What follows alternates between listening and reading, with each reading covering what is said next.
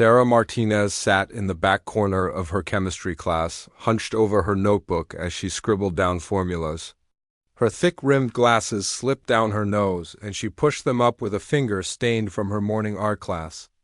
Around her, classmates chatted about weekend plans and upcoming tests, but Sarah remained invisible to most of them.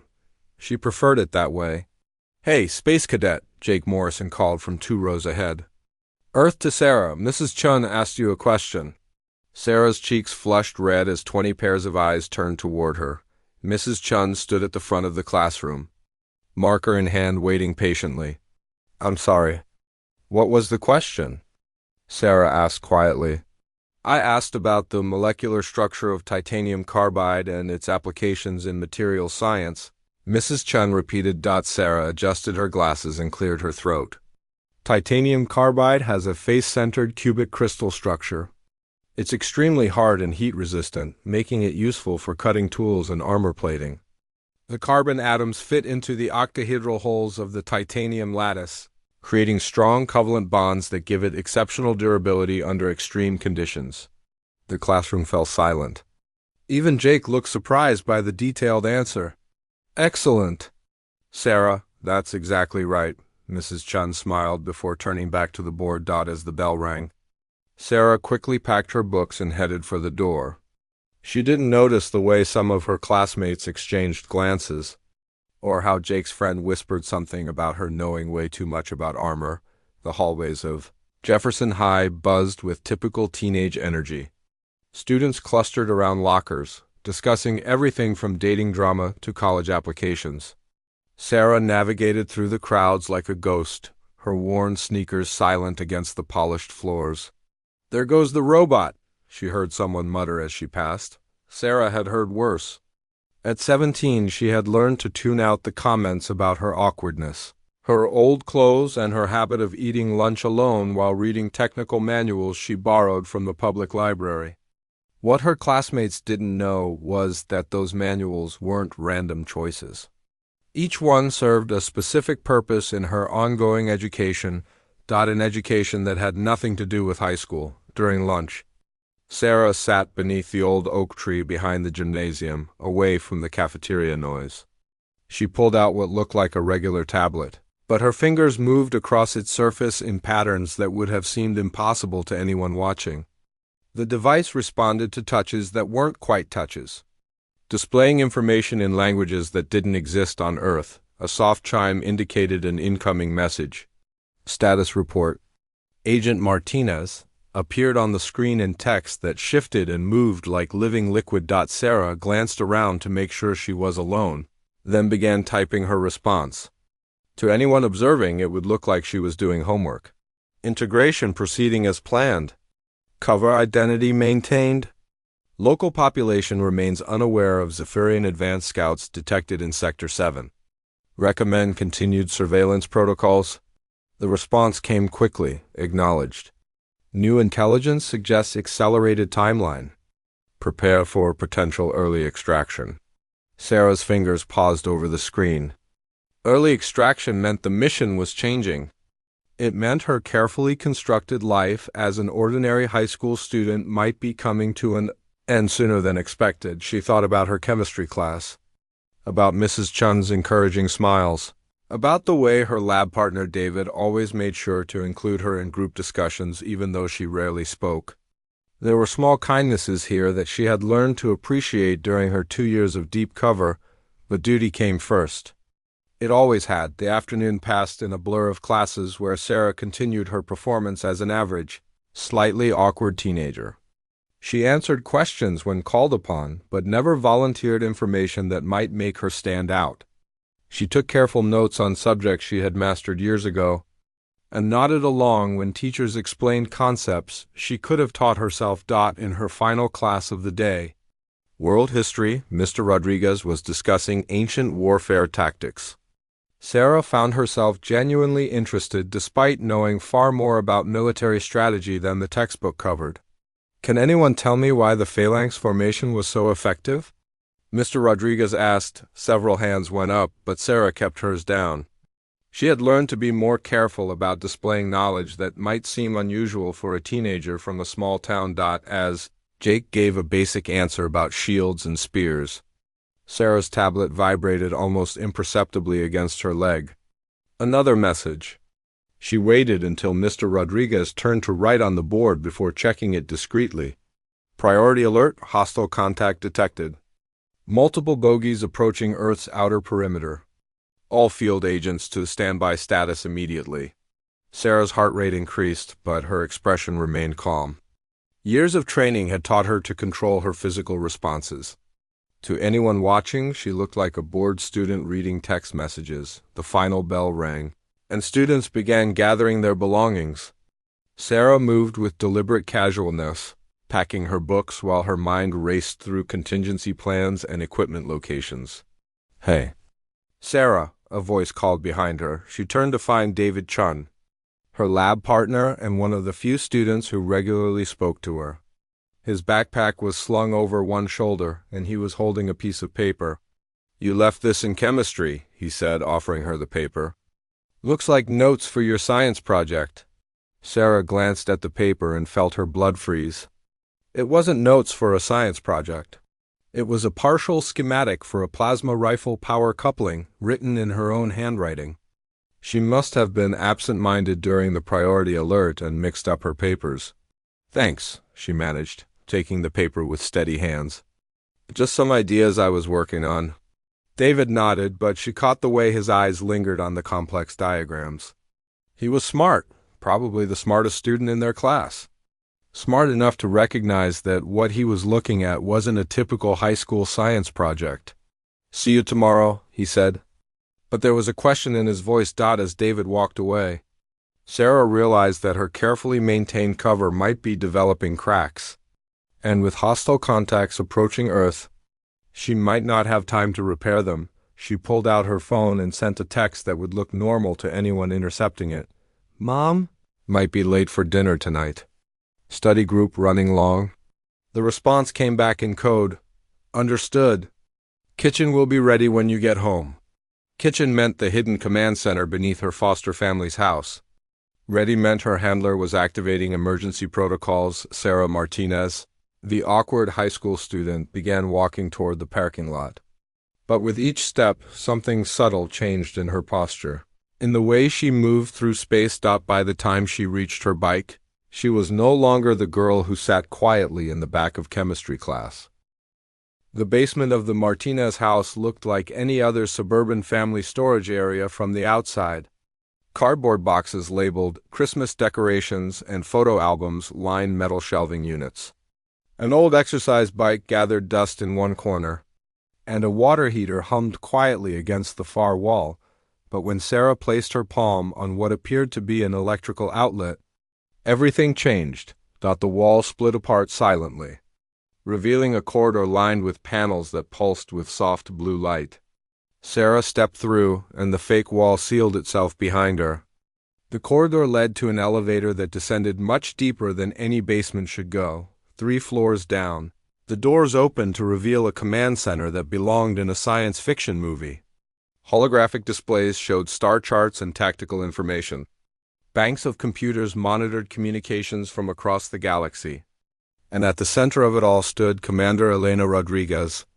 Sarah's handler for the past 2 years, Elena looked exactly like what she pretended to be. Above ground, a middle-aged social worker who had taken in a troubled teen. But down here, her casual clothes had been replaced by a form-fitting uniform marked with insignia that no Earth government would recognize. "Report," Elena said without looking up from a 3-dimensional map showing the solar system. "Cover status compromised."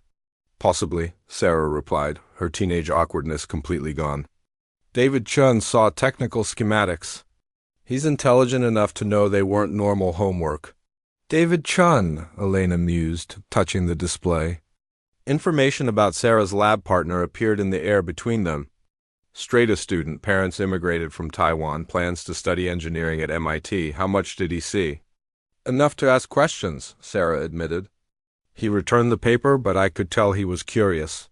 Elena studied the data scrolling past David's photograph. "Recommendation?" Monitor but don't engage. His natural curiosity might work in our favor if we need local allies. He's trustworthy and has the technical background to understand the situation when the time comes. Agreed. Elena waved her hand and David's file disappeared. The display refocused on the solar system map, where red dots were moving past Jupiter's orbit at impossible speeds. Priority situation update, Elena continued. 12 hours ago, our long-range sensors detected a Zephyrian advance fleet. They're not just scouts anymore, Sarah. This is a full reconnaissance in force, probably preparing for invasion. Sarah felt her stomach tighten. The Zephyrians were among the most aggressive species in the known galaxy. They had destroyed entire civilizations, turning populated worlds into mining operations run by slave labor. Earth's defenses? She asked, what defenses? Elena replied grimly, humanity doesn't even know aliens exist. Your governments are still arguing about climate change while an invasion force approaches at near light speed. Sarah moved to another console and began pulling up tactical displays. Time to contact? 18 hours until they reach Earth's moon. Maybe 20 hours before they begin active scanning of the planet. And the Galactic Council? Elena's expression darkened. Still debating whether Earth qualifies for protection under the Developing Species Accords. Apparently, humanity's tendency toward warfare and environmental destruction makes us a questionable addition to galactic civilization. Sarah had heard this argument before. The Galaxy Council, a coalition of advanced alien civilizations, had strict rules about interfering with developing species. They would only step in to prevent extinction-level events. And only if the species showed sufficient potential for peaceful coexistence. Humanity, with its history of wars and pollution, was considered borderline at best. So we're on our own, Sarah said. Not exactly. Elena brought up a new display showing locations across Earth marked with small blue dots. There are 47 deep cover agents like yourself positioned around the globe. Most are embedded in key governmental and military positions. A few others are in academic institutions, monitoring human technological development. 47 agents against a Zephyrian invasion fleet? Sarah raised an eyebrow. 47 agents with access to advanced technology and complete knowledge of Zephyrian tactics, Elena corrected. Plus, we have authorization to reveal ourselves to selected humans if necessary. Sarah studied the global map. The blue dots were scattered across every continent, with concentrations near major military installations and technology centers. She recognized the pattern of a long-term preparation strategy. How long have we been preparing for this? Your species has been under observation for 50 years. Active protection protocols began 20 years ago when humanity developed nuclear weapons and space travel. The Council decided you might be worth saving, but only if you could prove yourselves in combat. This is a test, Sarah realized. Everything is a test with the Council, Elena replied. They want to see if humanity can defend itself when properly equipped and informed. If you succeed, Earth gets full membership in galactic civilization. If you fail? She didn't need to finish. Sarah had seen the reports from Zephyrian-conquered worlds. Nothing remained but strip mines and processing centers. What's my mission? Sarah asked. Elena touched the display, and Sarah's high school appeared on screen. Continue your cover for now. Monitor local reactions when the truth comes out. We'll need to identify humans who can handle the reality of alien contact without psychological breakdown. And if the Zephyrians detect me? Then you engage with full authorization. All restrictions on technology use are lifted as of this moment. Elena walked to a wall panel and pressed her palm against it. The panel slid aside, revealing an alcove containing what looked like a simple silver bracelet. Your full kit, Elena said, handing her the bracelet. Everything you need is stored in quantum space inside this device. Just think about what you want, and it will materialize. Sarah slipped the bracelet onto her wrist. It felt warm against her skin and seemed to pulse in rhythm with her heartbeat. The first rule of deep cover is about to be broken, Elena continued. No matter what happens in the next 24 hours, some humans are going to learn that aliens exist. Your job is to make sure they're the right humans. Sarah nodded, understanding the implications. Her quiet life as an awkward teenager was officially over. One more thing, Elena said as Sarah headed for the elevator. If you have to reveal yourself, remember that humans respond better to hope than fear. Show them what they can become, not what they might lose. As the elevator carried Sarah back toward her normal life, she thought about David Chun and his curious questions about her technical drawings. She thought about Mrs. Chun's encouraging smiles and Mr. Rodriguez's history lessons about ancient warfare. In 18 hours.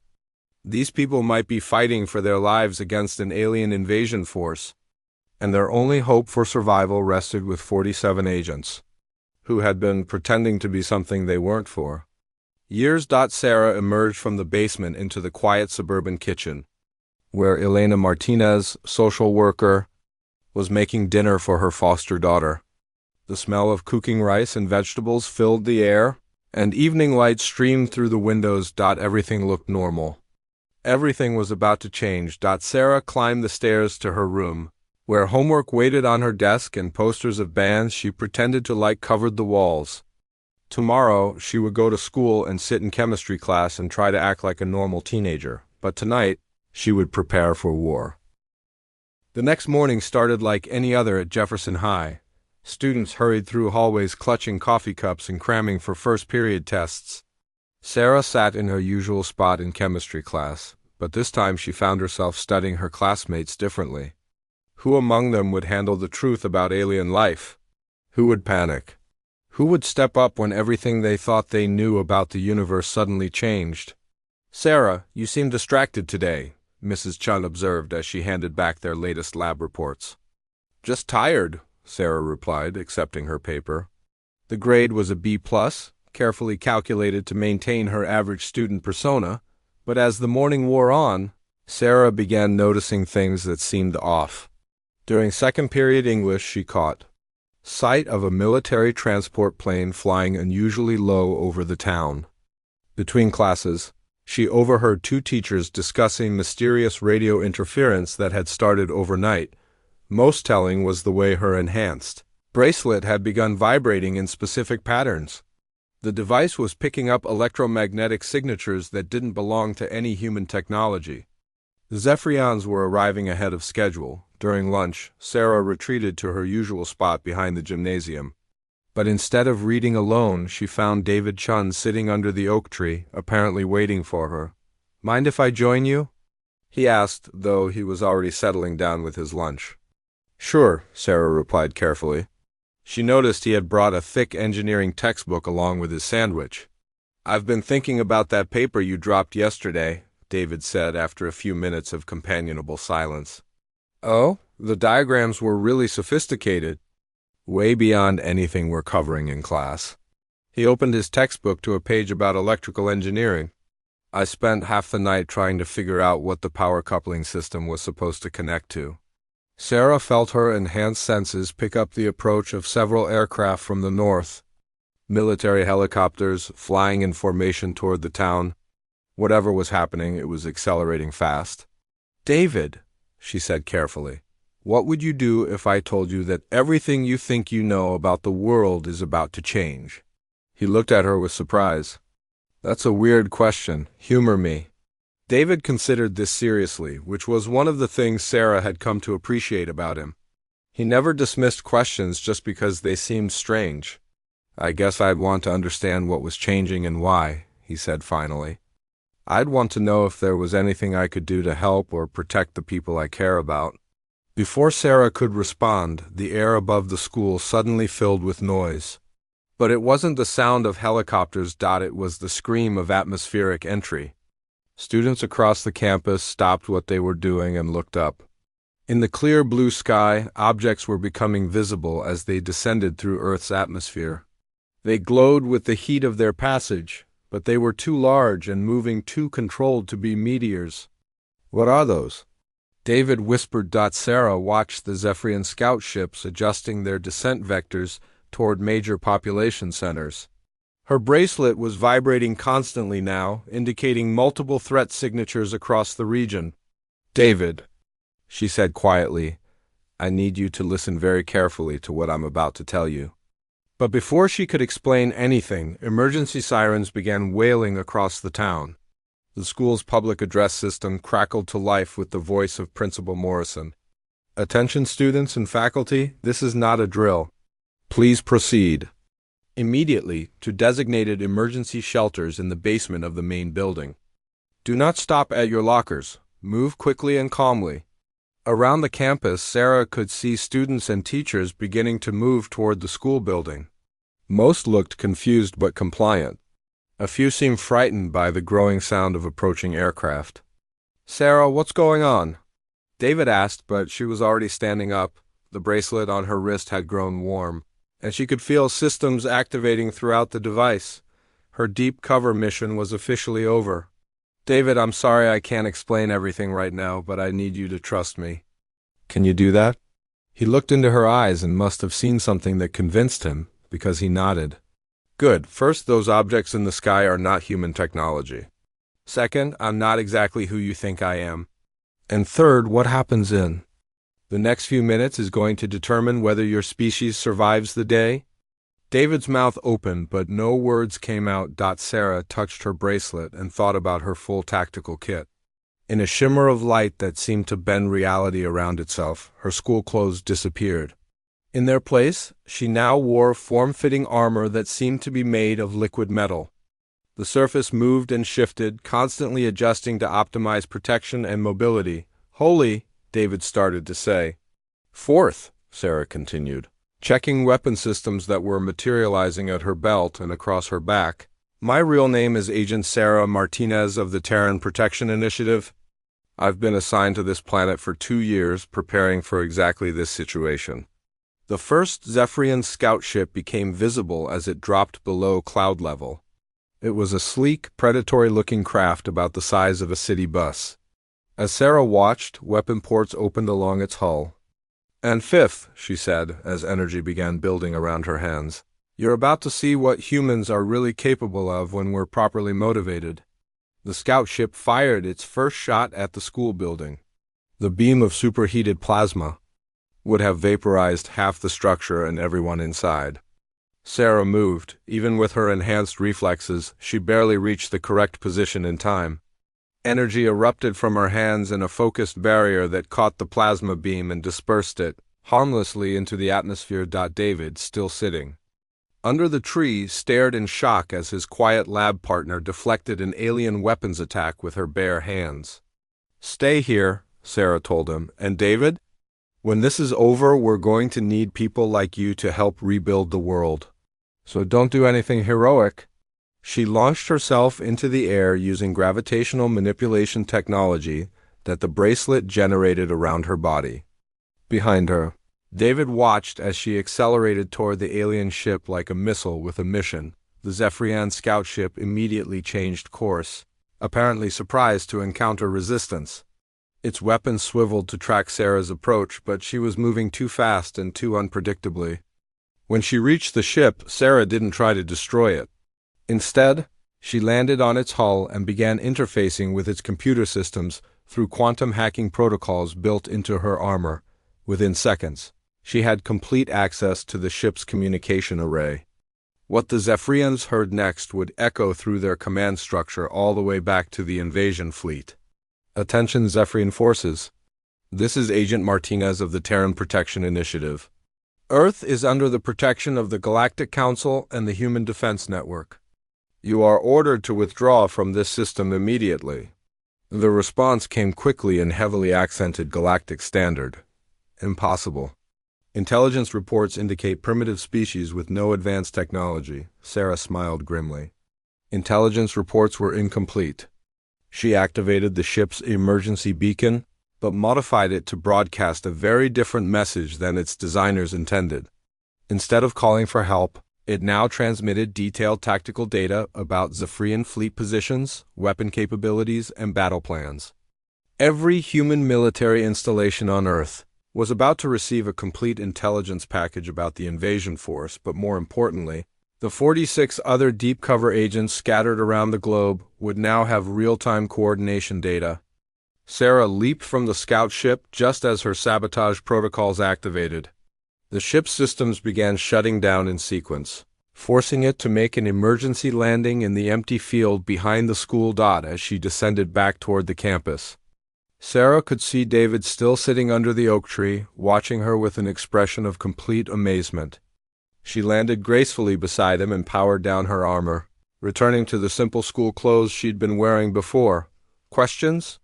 she asked. David opened his mouth, then closed it, then opened it again. "Are there more of you?" he finally managed. 46 more, scattered around the world? And the aliens? Are probably going to think twice about invading a planet that turns out to be defended by agents with council-level technology. David looked at the disabled scout ship, then back at Sarah. "This is real. This is actually happening." "Very real," Sarah confirmed. "And David, this is just the beginning." Within an hour of Sarah's engagement with the scout ship, everything changed. Military helicopters circled the school grounds while soldiers in full combat gear established a perimeter around the crashed Zephyrian vessel. News vans arrived from 3 different cities, their satellite dishes pointing skyward as reporters tried to make sense of what everyone was calling the Jefferson High incident. But the real action was happening in emergency command centers around the globe. Sarah sat in Principal Morrison's office, which had been temporarily converted into a crisis management center. General Patricia Hayes, commander of the nearest military base, studied Sarah with the expression of someone trying to solve an impossible puzzle. "Let me make sure I understand this correctly," the general said, reviewing the tablet in her hands. "You're telling me that you're actually an alien agent who has been posing as a high school student for 2 years? "Not an alien," Sarah corrected. "I'm human. But I was recruited by the Terran Protection Initiative when I was 12 years old. And this initiative is run by the Galactic Council in cooperation with advanced human colonies that were established decades ago in other star systems." General Hayes rubbed her temples. "Advanced human colonies. Earth isn't the only planet where humans live, General. It's just the only one most people on Earth know about." Through the office windows, Sarah could see students being evacuated to buses while hazmat teams examined the alien wreckage. David Chun was among the evacuees, but he kept looking back toward the building where he knew Sarah was being questioned. "Show me the technology again," General Hayes requested. Sarah touched her bracelet, and her school clothes shimmered into the liquid metal armor. The transformation took less than 2 seconds. "Jesus Christ," whispered Colonel Martinez, the general's aide. "It's like something out of Star Trek." "Much more advanced than Star Trek," Sarah said, powering down the armor. "The quantum storage system in this bracelet contains enough firepower to level several city blocks, plus medical equipment that could cure most of your major diseases, plus computer systems that could revolutionize your internet infrastructure." General Hayes leaned forward. "And there are 46 other agents with similar equipment?" "Correct. We've been positioned at strategic locations worldwide. The agent in Moscow is embedded in their space program. The one in Beijing is working as a university professor. We have people in the Pentagon, NORD, the European Space Agency, and most major technology companies. For 2 years. You've been watching us. For 2 years. We've been preparing you," Sarah corrected. "Every major technological advancement your species has made in the past decade has been subtly guided by initiative agents. Your internet speed improvements, your satellite communication advances, your military coordination systems, we've been laying groundwork for exactly this situation." The general's tablet chimed with an incoming message. As she read it, her expression shifted from skepticism to amazement. "I'm getting reports from command centers worldwide," she said slowly. "Military installations across 6 continents are reporting contact from individuals claiming to be part of your organization. And they're all providing identical intelligence data about alien fleet movements." Sarah nodded. "The coordinated revelation was always part of the contingency plan. When one agent breaks cover, we all break cover. And this alien fleet? How many ships are we talking about?" Sarah activated a holographic display using her bracelet. The projection showed the solar system with red dots approaching Earth's orbital path. 47 Zephyrian vessels, including 12 heavy cruisers and 1 command ship. Normally, that would be enough to conquer a planet like Earth without significant resistance. Normally? Before we equipped your military with quantum communication networks and provided defensive technology upgrades to your satellite systems, Sarah explained. The Zephyrians are expecting to face primitive projectile weapons and basic radar. Instead, they're going to encounter coordinated global defense systems with energy weapons and real-time tactical coordination. General Hayes studied the holographic display. You turned our entire planet into a trap. We turned your planet into a fortress, Sarah corrected. The question is whether your people can handle the truth about what's really happening out there. As if summoned by her words, there was a knock on the office door. Principal Morrison entered, followed by David Chun and Mrs. Chun.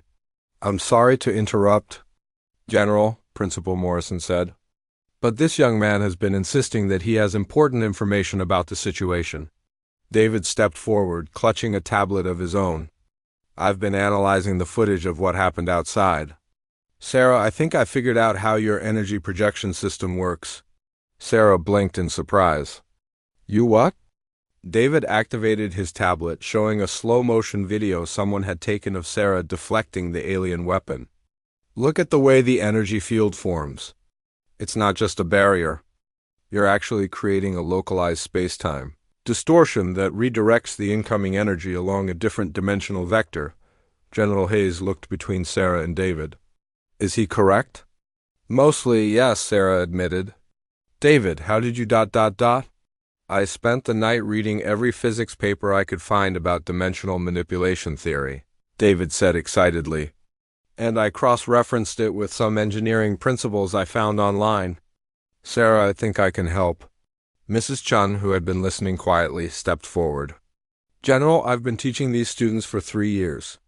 David has one of the most brilliant minds I've ever encountered. If he says he can help, you should listen to him. Sarah felt a strange warmth in her chest. These people, her classmates and teachers, were adapting to impossible circumstances with curiosity instead of panic. They weren't cowering in fear of alien invasion. They were trying to figure out how to fight back. David, she said carefully, what exactly are you proposing? If I understand correctly, your bracelet technology can create and store quantum constructions, right? That's a simplified explanation, but yes.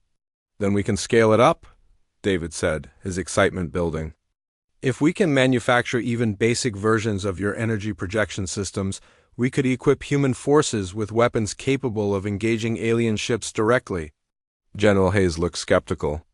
You're talking about reverse engineering technology that's presumably decades or centuries ahead of anything we understand? Actually, Mrs. Chun interjected, David isn't the only one who's been thinking about this. I've been in contact with several other science teachers across the district. We've all noticed that our most advanced students have been asking unusually sophisticated questions about energy, physics and material science. Lately, Sarah felt her heart sink as she realized what Mrs. Chen was suggesting. You think there are other agents embedded as students? I think, Mrs. Chen said carefully, that your organization has been preparing more than just military and government personnel. You've been educating potential human allies through the regular school system. David nodded enthusiastically. Sarah, I've been thinking about this all morning. How many of our classmates have demonstrated knowledge that seemed way too advanced for high school? Jessica Martinez knows more about quantum computing than most graduate students. Tommy Rodriguez can explain nuclear fusion like he designed reactors professionally. And Maria Santos has been building electromagnetic field generators in her garage, Sarah finished quietly. I know. I've been watching all of you. General Hayes set down her tablet and stared at Sarah. How many humans are involved in this operation? 47 deep cover agents like myself, but also approximately 2,000 individuals who have been receiving enhanced education through various channels. Most of them don't know why they've been learning advanced concepts. They just knew they were interested in science and engineering. 2,000, the general repeated. General, Sarah said earnestly, humanity is about to face its first real test as a spacefaring species. The Galactic Council wanted to see if you could defend yourselves when properly equipped. But more importantly, they wanted to see if you could work together across national and cultural boundaries when facing an external threat. Through the windows, they could all see more military vehicles arriving. But they could also see something else. Students and teachers, who should have been evacuated, were instead gathering in the parking lot, setting up laptops and communication equipment. It looks like we're about to find out, General Hayes said grimly. Sarah touched her bracelet and created a real-time tactical display showing Zephyrian fleet positions. The alien ships had stopped their approach just outside Earth's moon orbit. They're hesitating, she realized. The scout ship's intel has made them reconsider. Good, David said, studying the display. That gives us time to prepare. David, Sarah said seriously, you understand that if we do this, if we fight back against an alien invasion, there's no going back to the way things were before? David looked around the room at General Hayes, Mrs. Chun, Principal Morrison, and Sarah herself. Then he smiled. Who wants to go back? This is the coolest thing that's ever happened. Despite everything, Sarah found herself smiling too. Maybe Elena had been right. Humans did respond better to hope than fear. The transformation of Jefferson High School into a tactical command center happened with remarkable speed. Within 6 hours of Sarah's revelation, the school's computer lab had been converted into a communication hub, linking military installations across the globe. David Chun stood at the center of it all, his laptop connected to systems that definitely hadn't existed that morning. On his screen, engineering schematics flowed in real time from initiative agents worldwide. This is incredible, he said to Sarah, who was coordinating with military personnel. Agent Kim in Seoul just uploaded blueprints for portable energy shields. Agent Thompson in London has weapon designs that could be manufactured using existing Earth industrial equipment. Sarah nodded while maintaining a quantum communication link with the other 46 agents. The plan was always to work with human engineering capabilities, not replace them. We've been studying your manufacturing processes for 2 years. General Hayes approached, carrying a secure satellite phone. Agent Martinez, I need an honest assessment. Can we really defend Earth with improvised weapons and 2 days of preparation? Honestly? I don't know, Sarah admitted. But I can tell you what I do know about humans. She gestured toward the bustling activity around them. Mrs. Chun was helping military engineers understand energy conversion principles. Principal Morrison was coordinating with school districts in 12 countries to identify students with advanced technical knowledge. Even Jake Morrison, the class clown who usually tormented Sarah, was running cables between computer stations with focused determination. 2 hours ago, these people didn't know aliens existed, Sarah continued. Now they're reverse engineering defensive technology and organizing a global resistance network. That kind of adaptability is exactly why the Council thinks humanity might be worth saving. Through the quantum link, Sarah received an update that made her heart race. General, we have a problem. The Zephyrian fleet just received reinforcements. 18 additional ships, including 3 dreadnoughts. General Hayes cursed under her breath. How much of a problem? Those dreadnoughts carry planet-cracking weapons. If they decide Earth is too much trouble to conquer intact, they can sterilize the surface from orbit.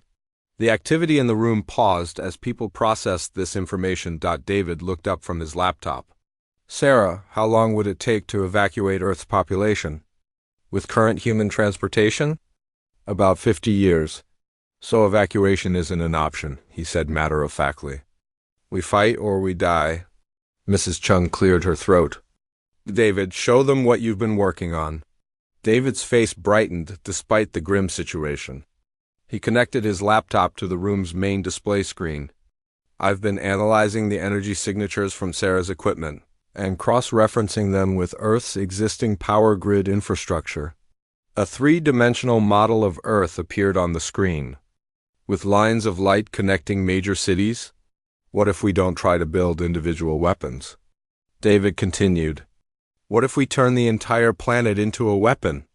Sarah felt her enhanced senses detect something that made her blood run cold. David, that single quotes S dot dot dot dot completely insane? General Hayes suggested. Actually possible, Sarah finished, staring at David's projections. David, you're talking about using Earth's magnetic field as a planetary defense system. Exactly. David's excitement was infectious. Look, Sarah's bracelet technology proves that localized space-time manipulation is possible. If we can scale that up using Earth's own electromagnetic field as a power source. Sarah was already running calculations through her enhanced neural interfaces. We could create a defensive barrier around the entire planet. But David, the power requirements would be enormous, which is why we use the planet itself as the generator, David explained. Every power plant, every electrical grid, every electromagnetic field Earth produces, all coordinated through quantum communication networks your people already installed. Mrs. Chun looked worried. The risks are less than being exterminated by aliens, Jake Morrison interrupted. Everyone turned to stare at him.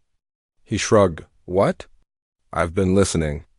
And if nerds like David and Sarah think this can work, I'm in. General Hayes studied the display showing David's proposed planetary defense grid. Agent Martinez, is this actually feasible? Sarah touched her bracelet and connected to the Global Initiative Network. For 30 seconds, she communicated with agents and AI systems across the planet, running simulations and checking infrastructure compatibility. It's never been attempted, she said finally. But the theoretical foundation is sound? We would need perfect coordination between all 47 agents, plus cooperation from every major power grid on Earth. How long to implement? If we start now? 14 hours. The Zephyrian fleet will reach optimal attack position in 16 hours. David was already typing furiously on his laptop.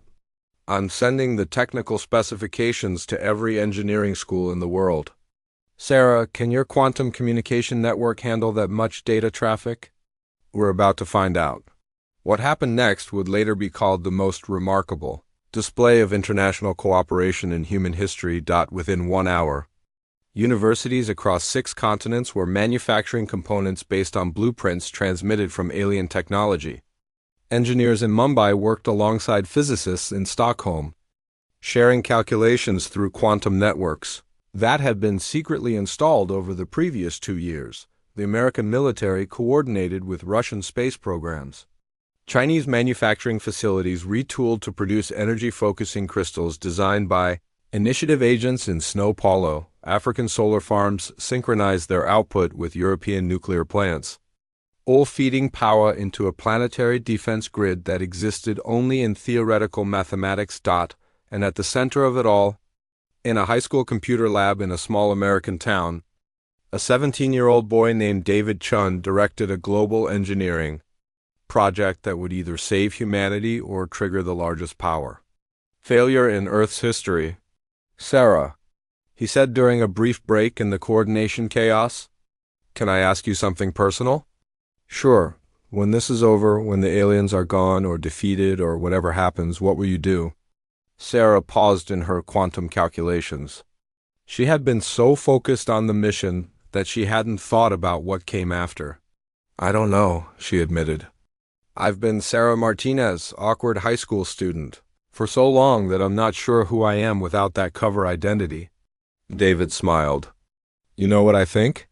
I think you're Sarah Martinez, the person who helped save the world. And I think that's going to look pretty good on college applications. Despite everything, Sarah laughed.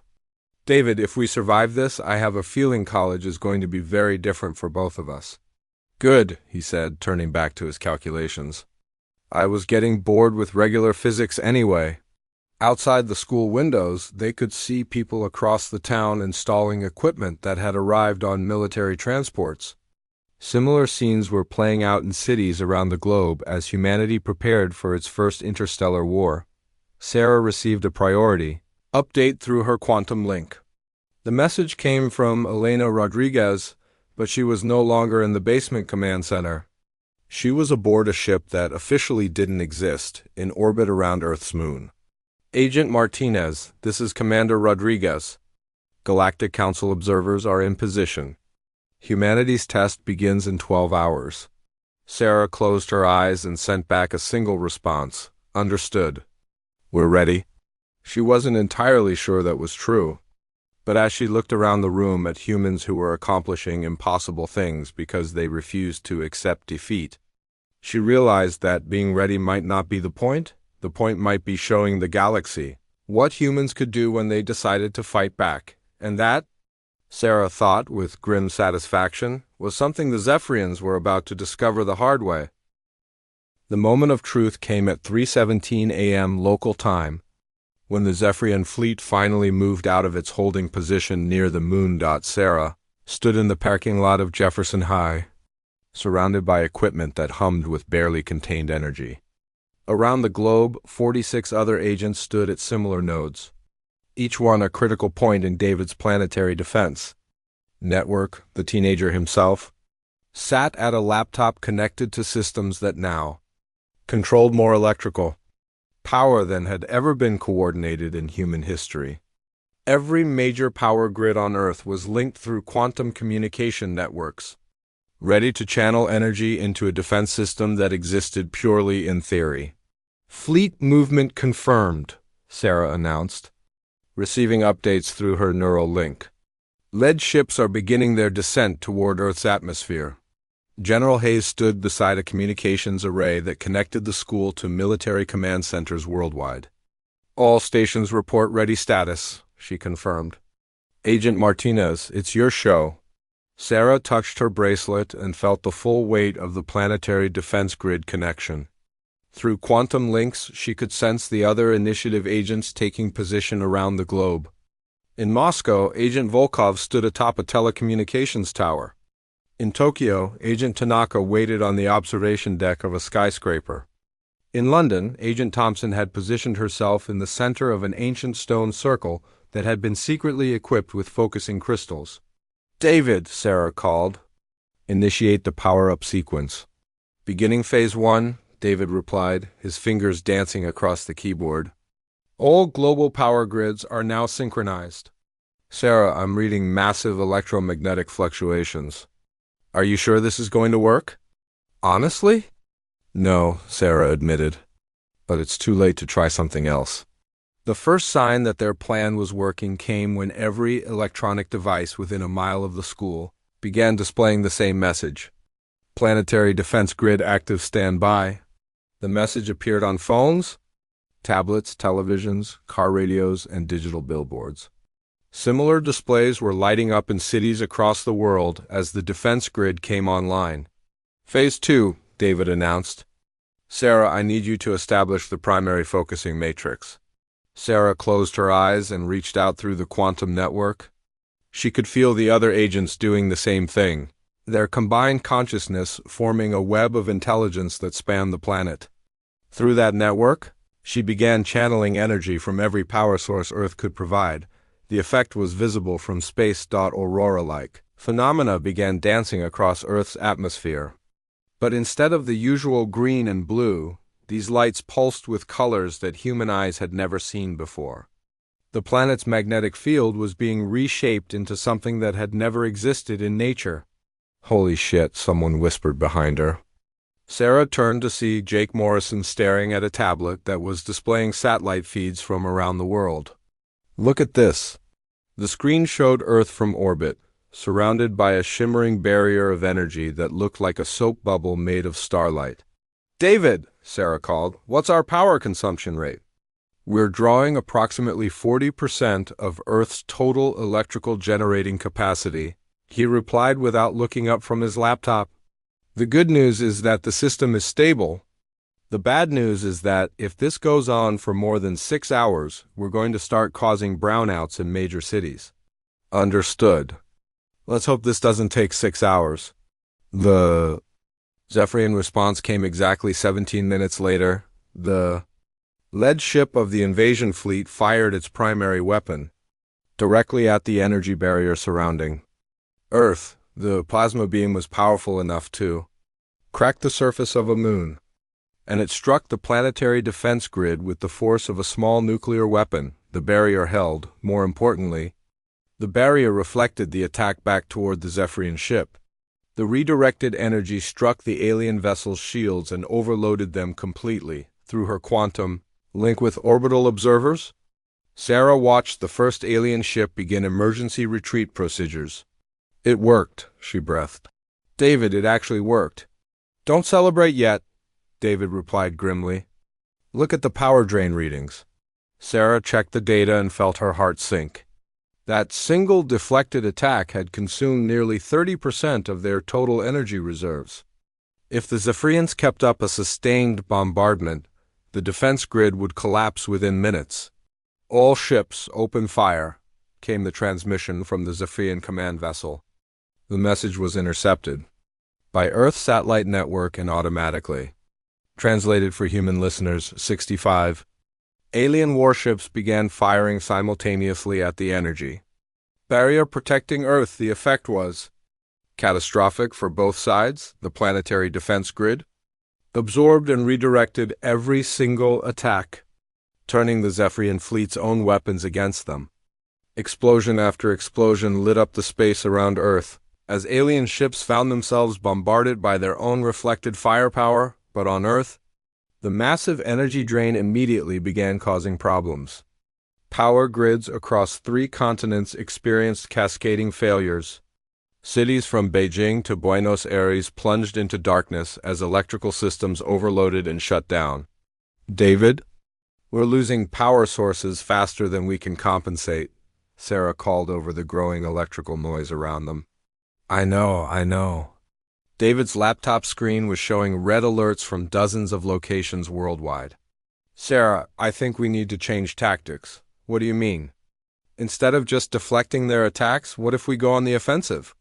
Sarah felt a chill run down her spine. "David, this is a defensive system. We never planned for a lot of things," David interrupted. "Sarah, through your quantum network, can you target individual ships in the alien fleet?" Sarah considered this. The targeting systems she had access to were designed for precision strikes, not planetary defense. But the network David had created was far more powerful than anything the initiative had ever attempted before. "Theoretically, yes," she said slowly. "But David, if we weaponize the planetary grid, the power requirements will be enormous." "What if we don't try to power it with electricity?" David asked. "What if we use Earth's magnetic field directly?" Mrs. Chun, who had been monitoring their conversation, looked alarmed. "David, manipulating Earth's magnetic field could have massive effects on climate, navigation systems, even the atmosphere itself. So could being invaded by aliens." David pointed out Sarah received an urgent quantum communication from Agent Kim in Seoul. "Multiple Zephyrian ships are beginning orbital bombardment protocols. They're targeting major population centers." "David," Sarah said urgently, "we need to make a decision now." David looked around at the people surrounding them. General Hayes and her military staff, Mrs. Chun and other teachers, even Jake Morrison and several other students who had refused to evacuate. All of them were depending on a 17-year-old boy to make a choice that could save or doom their entire species. "Do it," he said quietly. "Target their command ship." Sarah nodded and reached out through the quantum network. Instead of drawing power from electrical grids, she began tapping directly into Earth's planetary magnetic field. The effect was immediate and terrifying. The aurora phenomena surrounding Earth suddenly intensified by a factor of 1,000. The planet's magnetic field became visible from the surface as streams of energy that stretched from pole to pole. And at the north magnetic pole, a beam of concentrated electromagnetic force lanced out toward the Zephyrian command vessel. The alien ship's shields lasted approximately 3 seconds. The beam punched through the vessel's armor like tissue paper and emerged from the other side, carrying debris and atmosphere with it. The command ship began breaking apart, its pieces tumbling toward Earth's atmosphere where they would burn up harmlessly, but the victory came at a cost. Across Earth, every compass spun wildly as the planet's magnetic field fluctuated. Navigation systems worldwide went offline. The aurora phenomena became so intense that they were visible even in broad daylight. "Sarah," David said quietly, "I think we might have overdone it." Through her quantum link, Sarah received updates from agents around the globe. The surviving Zephyrian ships were retreating at maximum speed, clearly unwilling to face whatever species could weaponize an entire planet, but she also received a priority transmission from the Galactic Council observers. "Agent Martinez," came the voice of Commander Rodriguez. "The Council wishes to speak with humanity's representatives immediately." Sarah looked around at the chaos surrounding Jefferson High School. Power lines sparked and failed. Electronic systems flickered between failure and recovery. The very air seemed to hum with residual electromagnetic energy. And in the middle of it all, David Chun sat at his laptop, frantically typing commands to stabilize the planetary defense grid before it tore itself apart. "Tell the Council," Sarah replied, "that humanity's representatives are a bit busy right now. We just fought our first interstellar war." "And won," David added without looking up from his screen. Sarah smiled. "And won?" 1 month later, Sarah Martinez walked through the hallways of Jefferson High School. But everything was different now. The building itself looked the same, but holographic displays now showed real-time updates from human colonies on 12 different worlds. Students carried tablets that could access the Galactic Information Network alongside regular internet. And in what used to be the computer lab, David Chun was giving a lecture to physicists from 3 different star systems. The key insight, David was explaining to his mixed audience of humans and aliens, was realizing that we didn't need to fight the planet's natural systems. We just needed to ask them politely to help us out. A tall, blue-skinned delegate from the Andromedan Research Collective raised what might have been a hand. "You are saying that your defense succeeded because you treated your planet as a conscious entity?" "Not conscious exactly," David replied, checking his notes, "but responsive. Earth's magnetic field, its electrical systems, even its gravitational field, they all exist in dynamic equilibrium. We just figured out how to communicate with that equilibrium." Sarah watched from the back of the room, wearing clothes that were obviously not from any Earth manufacturer. Her new uniform marked her as a full council agent, authorized to travel between worlds and represent humanity in galactic affairs, but she still attended chemistry class on Tuesdays. "Agent Martinez," a voice called behind her. She turned to find Commander Elena Rodriguez approaching, though Elena's title was different now too. After the successful defense of Earth, she had been promoted to Director of Human Integration for the Galactic Council. "How are the integration meetings going?" Sarah asked. "Better than expected," Elena replied.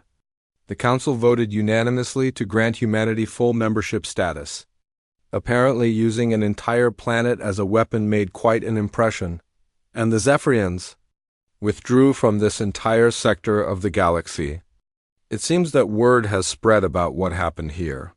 Several other aggressive species have also decided to avoid human space." Sarah nodded, watching David field questions about electromagnetic field manipulation from beings whose homeworlds were hundreds of light years away. "He's enjoying this way too much." "He's earned it," Elena said. "Sarah, the Council has made an interesting offer." "Oh?" "They want to establish the first Galactic Engineering Academy here on Earth. David would be the head of the Human Ingenuity Department." Sarah felt a mix of pride and concern. "He's 17 years old, and he successfully improvised a planetary defense system using technology he had never seen before," Elena pointed out. "Age seems less relevant when you consider achievements." Through the window, Sarah could see other changes that had transformed the school and the town around it. Construction crews were building humanity's first spaceport in what used to be the football field. The old gymnasium had been converted into a cultural exchange center where humans were learning about art, music, and philosophy from dozens of alien species. And in the parking lot where Sarah had first revealed her true nature, a monument now stood commemorating humanity's first interstellar victory. "There's something else," Elena continued. "The Council wants to know if you're interested in leading the next phase of human exploration. which is establishing contact with other developing species. Turns out, humanity's approach to problem solving is unusual enough that the Council thinks you might be good at helping other worlds transition into galactic civilization. Sarah considered this. For 2 years, she had lived as a normal teenager, pretending to be something she wasn't. For 1 month, she had been a soldier defending her world from invasion. Now, she was being offered the chance to help other species avoid the crisis Earth had just survived. Can I think about it? Of course. But Sarah, there's one more thing you should know. Elena activated a holographic display showing a map of local galactic regions. Red dots mark systems controlled by aggressive species like the Zephyrians. Blue dots showed Council member worlds. And scattered throughout the map were new green dots. What are the green markers? Sarah asked. Species that have specifically requested human assistance with their planetary defense systems, Elena explained. Word has gotten out about what happened here. Apparently, there are a lot of developing worlds that would rather work with humans than face invasion alone. Sarah stared at the map. There were dozens of green dots, representing billions of intelligent beings who were looking to humanity for help. We're becoming the Guardians, she realized. You're becoming exactly what the Council hoped you would become. Elena corrected. A species that chooses to protect others rather than conquer them. At the front of the room, David was wrapping up his lecture. Any final questions? He asked the assembled scientists and aliens. A small, furry being that looked like a cross between a raccoon and an octopus raised several appendages. Professor Chun, do you believe that other species could replicate your planetary defense technique on their own worlds? David grinned with the same enthusiasm he had shown when reverse engineering Sarah's technology under alien attack. That's a great question. And actually, Sarah Martinez and I have been working on exactly that problem. Every head in the room turned towards Sarah. She felt that familiar flutter of nervousness. That used to hit her whenever she was called on in class, but this time, she didn't try to disappear into the background. Professor Chun and I, she said, walking to the front of the room, have designed a training program for species facing similar threats. The key is understanding that every world has unique characteristics that can be turned into advantages. She activated her bracelet and created a holographic display showing several different planetary defense scenarios.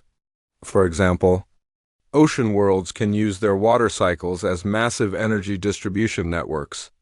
Desert planets can harness solar radiation on a scale that forest worlds can't match. And gas giants can manipulate atmospheric pressure in ways that rocky planets never could.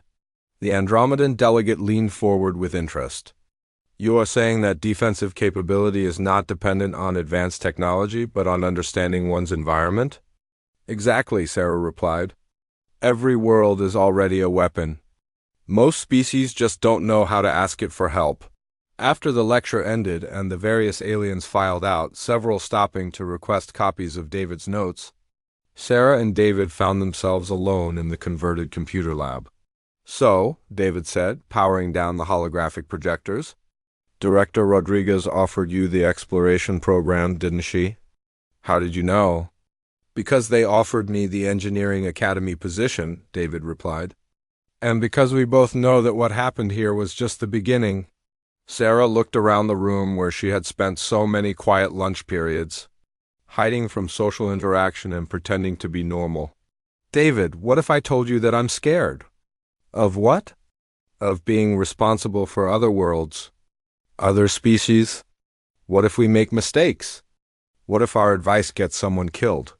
David was quiet for a moment, considering this seriously as he always did. Sarah, a month ago, you were worried about passing chemistry tests and avoiding bullies. Now you're concerned about the welfare of alien civilizations you haven't even met yet. That doesn't answer my question. Yes, it does, David said gently. You're scared because you care about doing the right thing. That's exactly why you should be the one making these decisions. Through the window, they could see the stars beginning to appear in the evening sky. But now those stars didn't look distant and unreachable. They looked like destinations. Besides, David added with a grin, if we're going to make mistakes, we might as well make them on a galactic scale. Sarah laughed despite her worries.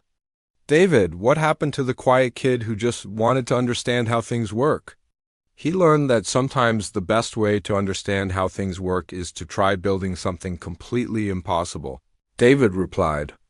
And apparently impossible is just another word for hasn't been tried by humans yet.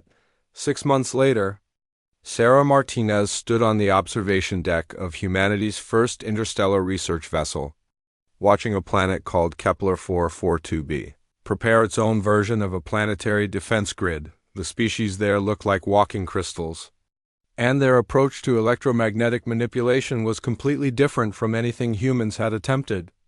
But the principles were the same. Work with your world's natural systems, and ask them to help protect what you love. Through quantum communication, she maintained contact with David, who was back on Earth training a new generation of engineers from 17 different species, and sometimes, late at night during interstellar travel, she still did chemistry homework. Some things, Sarah had decided, were worth keeping exactly the way they were. After all, she might be an interstellar diplomat now, but she was still a teenager who wanted to understand how the universe worked. She just had a much bigger laboratory to work in.